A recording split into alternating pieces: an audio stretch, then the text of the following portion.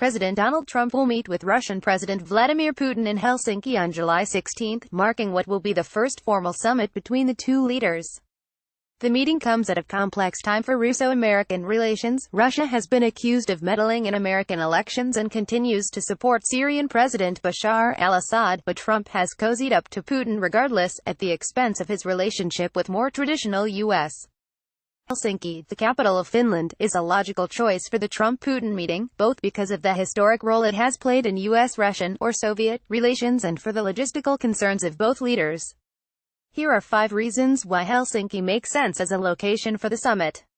It was the site of the Helsinki Accords in 1975. U.S.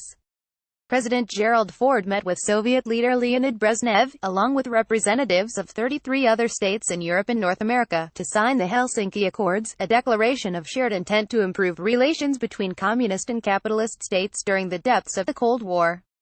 Although not binding, the agreement came to represent détente, or a cooling of relations between the U.S. and the Soviet Union, then the world's most powerful nuclear-armed superpowers. While relations between the United States and Russia aren't quite as hostile as they were back then, Helsinki's history in this regard make it a clear choice for a summit between leaders of the two countries. George H.W. Bush and Mikhail Gorbachev met in Helsinki in 1990, just before the collapse of the Soviet Union. President George H.W. Bush met with Soviet leader Mikhail Gorbachev in Helsinki to discuss the world's latest crisis, escalating tensions in the Persian Gulf, which would eventually lead to the First Gulf War. Mindful of the Soviet leaders' increasing difficulties at home and Russian citizens' aversion to foreign entanglements after a drawn-out campaign in Afghanistan, Bush ultimately did not ask Gorbachev to commit troops to the multinational force being assembled to confront Saddam Hussein. Here in Helsinki, President Gorbachev and I meet, hopefully to strengthen our common approach to this unjustifiable act of aggression, Bush said upon landing in Finland. Their meeting offers yet another historical precedent for Finland as a site where American and Russian leaders have come together in the past.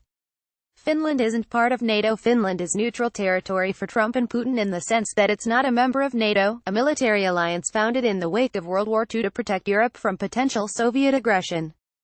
During most of the Cold War, Finland attempted a balancing act between East and West, though the USSR certainly exercised a degree of influence on its Nordic neighbor.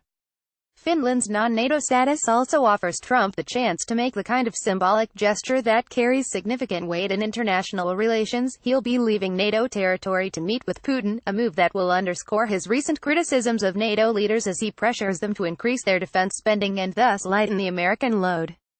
Trump will already be in Europe. History aside, there are also practical reasons that make Helsinki a good choice. In the days running up to the meeting, Trump will already be in Europe, first for the NATO summit in Brussels, and then for his long-delayed visit to Britain. That makes it logistically easier for Trump to meet with Putin on the continent, as well as afford him the aforementioned symbolism of leaving NATO turf for his Putin powwow.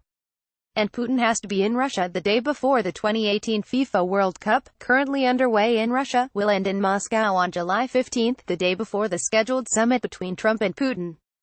Helsinki is less than a 2-hour flight from Moscow, making it a convenient location for Putin as well. The savvy Russian leader may also see a 1-2 propaganda punch in the making, as he'll be able to close out one of the world's most closely watched sporting events and then meet with Trump the very next day in a summit that, just like the soccer tournament, will be broadcast globally.